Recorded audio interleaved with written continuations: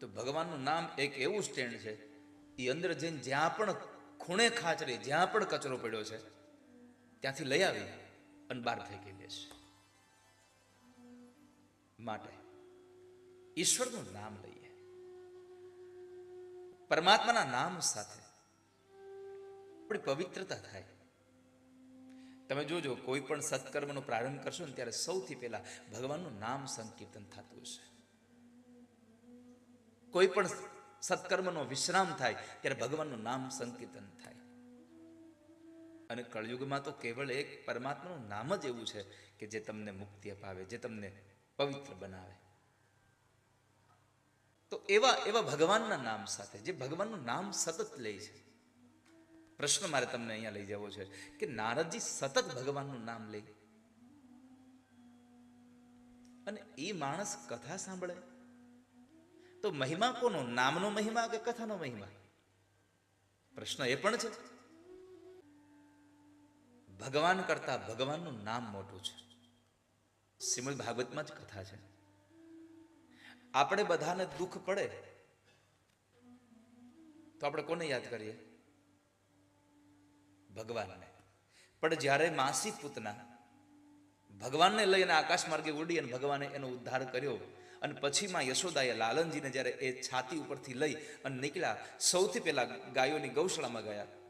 ત્યાં જઈ ગાયોનું છાણ લગાવ્યું, ગૌમૂત્ર લગાવ્યું, ભગવાનને પવિત્ર બનાવ્યા અને પછી અબીલ વડે ભગવાનના મસ્તકથી લઈ અને પગના તળિયા સુધીના અંગોને અબીલ લગાવતા જાય અને ભગવાનનું નામ લેતા જાય કે ભગવાન ઋષિકેશ તારી ઇન્દ્રિયોની રક્ષા કરે, ભગવાન તારા મનની રક્ષા કરે, ભગવાન તારી બુદ્ધિની રક્ષા કરે, પરમાત્મા તારી ઇન્દ્રિયોની રક્ષા કરે. તું જમતો હોય ત્યારે ભગવાન તારું રક્ષણ કરે, તું સૂતો હોય ત્યારે ભગવાન તારું રક્ષણ કરે, તું રમતો હોય ત્યારે ભગવાન તારું રક્ષણ કરે. ભગવાનનું નામ આપણે દુઃખમાં આવે ત્યારે ભગવાનને યાદ કરીએ છીએ અને ભગવાન જ્યારે મુશ્કેલીમાં હોય ત્યારે ભગવાનનું નામ લેવામાં આવે છે. તો મોટું કોણ થયું? ભગવાનનું નામ મોટું છે. રામચરિત માનસની કથા તમે બધા જાણો છો કે જ્યારે વાનરો સેતુબંધ બાંધતા હતા, દરિયાના બે કિનારાઓને જોડી રહ્યા હતા, ત્યારે ભગવાને જોયું કે બધા લોકો પથ્થર નાખે જળમાં અને પથ્થર તરે છે. આ બધા પથ્થર નાખે ને એના પથ્થરો તરે છે.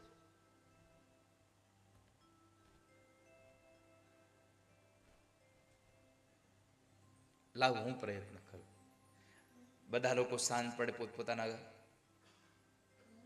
ઉતારામાં ગયા. ભગવાન પોતે દરિયા કિનારે પહોંચી ગયા. એક પથ્થર ઉપાડીને નાખ્યો, ડૂબી ગયો.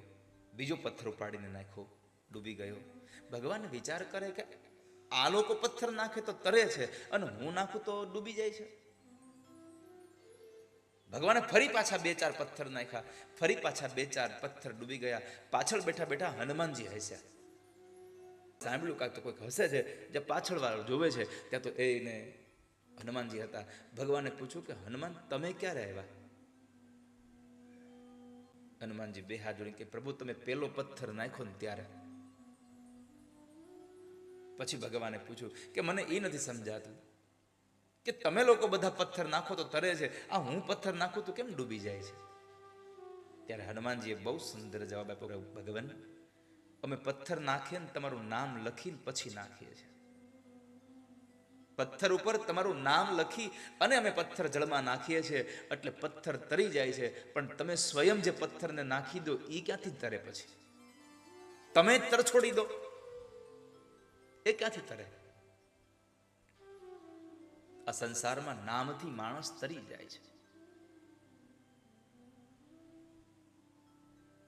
કેટલી કથાઓ આપણા ગ્રંથોમાં બતાવી છે કે જેને નામનો સહારો લઈ અને ભવસાગરને તરી ગયા હોય.